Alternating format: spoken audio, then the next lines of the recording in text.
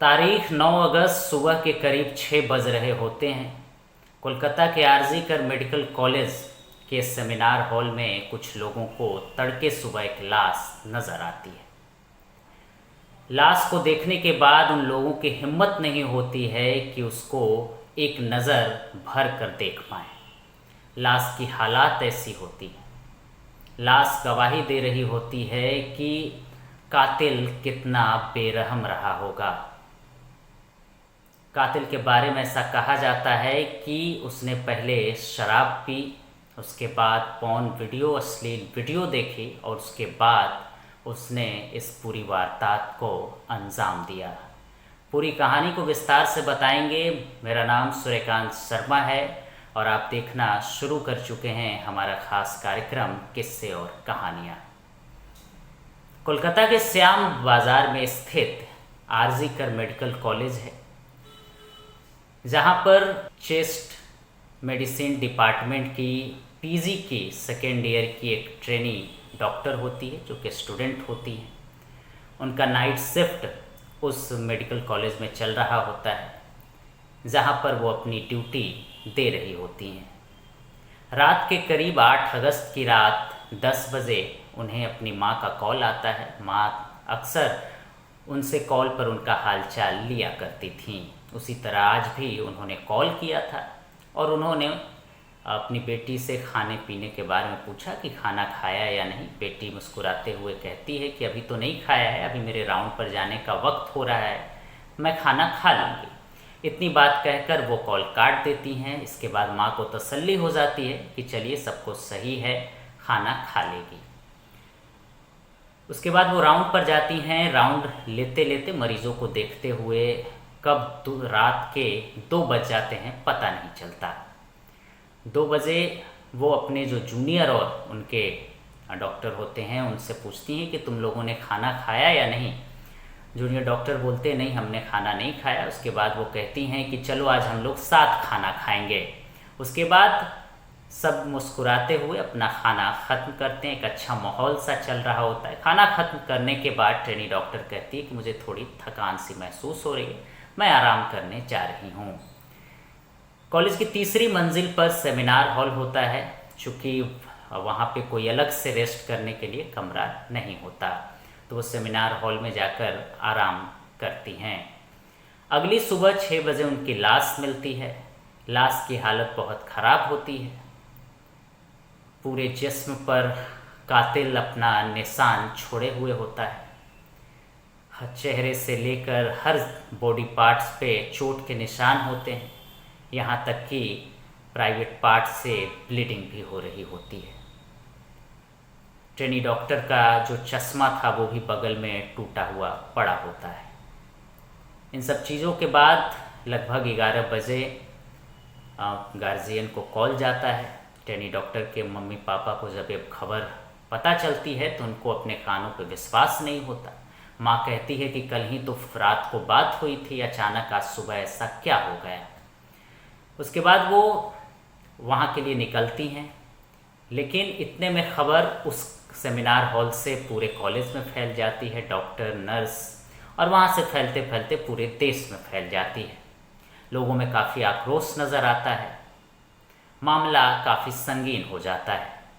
बाद में पुलिस वहाँ पहुँचती है और पुलिस लाश को अपने कब्ज़े में लेती है। कब्ज़े में लेने के बाद पोस्टमार्टम होता है। पोस्टमार्टम में कई तरह के दावे होते हैं, जहाँ पर चेहरे से लेके नाखून, ओठों पे चोट के निशान होते हैं। प्राइवेट पार्ट से ब्लीडिंग की बात की जाती है। पिताजी का रो रो कर बुरा हाल होता है। माँ बेबस नज़र आती है। पिताजी कहते हैं कि उसने किसी का क्या बिगाड़ा था, उसका तो हर किसी से एक बेहतरीन नाता था, हर किसी का ख्याल करने वाली लड़की थी, हर किसी से मुस्कुराकर बातें करती थी, परवाह करती थी। आखिर कौन उसको इस तरह से मारेगा। लेकिन वो जानते थे कि उनकी बेटी के साथ ये वारदात हो चुकी है। फिलहाल पोस्टमार्टम रिपोर्ट में चीज़ें नज़र आती हैं। पहली पोस्टमार्टम रिपोर्ट जो आती है उसमें इन चीज़ों की पुष्टि होती है। उसके बाद देखते देखते खबर पूरी देश में फैल जाती है। उसके बाद लोग सड़कों पर उतर आते हैं, मामला काफ़ी हाईलाइट हो जाता है। प्रेशर को देखते हुए बाद में प्रदेश के मुख्यमंत्री ममता बनर्जी भी पीड़िता को न्याय दिलाने के लिए अपनी बात कहती हैं। वो कहती हैं कि कातिल को हो सकता है तो फांसी की भी सज़ा दिलाई जाएगी। उसके बाद वो कहती हैं कि वैसे मैं फांसी की सज़ा की समर्थक नहीं हूँ, लेकिन ये घटना इतनी भयावह है कि इसमें कड़ी से कड़ी कार्रवाई की जाएगी और उन्हें सज़ा दिलाई जाएगी। पुलिस पर भी प्रेशर बनता है, एसआईटी की टीम गठित होती है और उसके बाद पुलिस अपनी तफ्तीश में लगती है। पुलिस तफ्तीश करती है और पुलिस उस रात जाने आने वाले लोगों की एक लिस्ट बनाती है। सीसीटीवी फुटेज खंगाला जाता है, उसमें आने जाने वाले लोगों की एक लिस्ट बनती है। उसके बाद उनकी पहचान करके उनको कॉल जाता है। उस लिस्ट में मौजूद उन लोगों को कॉल जाता है और पुलिस की जांच में सहयोग की बात करके उनको बुलाया जाता है। सभी लोग वहां पहुंचते हैं। सभी लोगों का फ़ोन जो होता है वो पुलिस जब्त करती है। इसी दौरान पुलिस को घटना स्थल पर एक ब्लूटूथ मिलता है।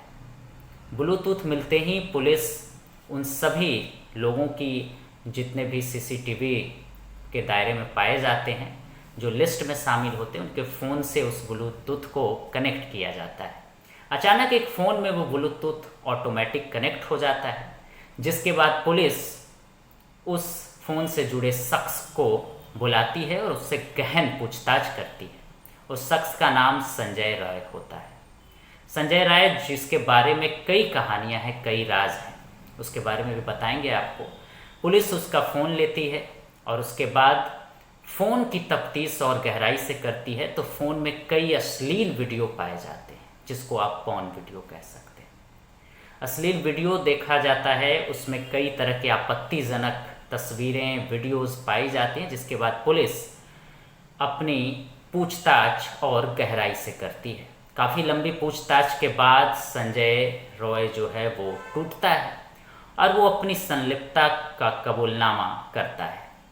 संलिप्तता के बारे में बताता है, कई तरह के बातों को वो स्वीकारता है और इसके बाद संजय राय के बारे में एक दर एक राज खुलने शुरू हो जाते हैं। कातिल काफ़ी बेरहमी की तरह से कातिल कत्ल को अंजाम देता है, जिसके बाद पुलिस इसको लेकर काफ़ी चौकस रहती है और संजय राय के बारे में कई जानकारियां मिलती हैं। संजय राय खुद को पुलिस में बताता था।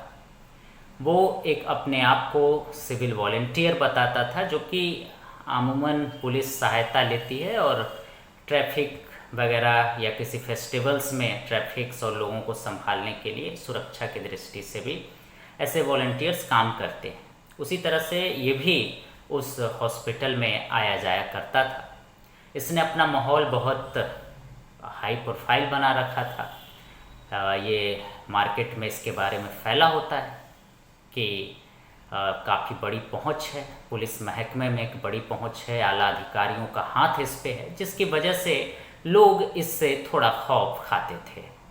कई तरह की ये हरकतें करता था। इसकी मानसिकता इसकी ऐसी थी कि इसकी बहन छोड़कर चली जाती है और काफ़ी तरह की चर्चाएं इसके बारे में एक तर एक आता है। संजय राय 55/B शंभूनाथ पंडित रोड में अपनी माँ के साथ रहता है। इसकी माँ से जब पूछा जाता है तो वो कहती हैं कि मेरा बेटा पुलिस में है। बहन छोड़कर चली जाती है। इसके बिहेवियर से तंग आकर, इसके बिहेवियर से वो परेशान होकर इससे सारे नाता तोड़ चुकी होती है।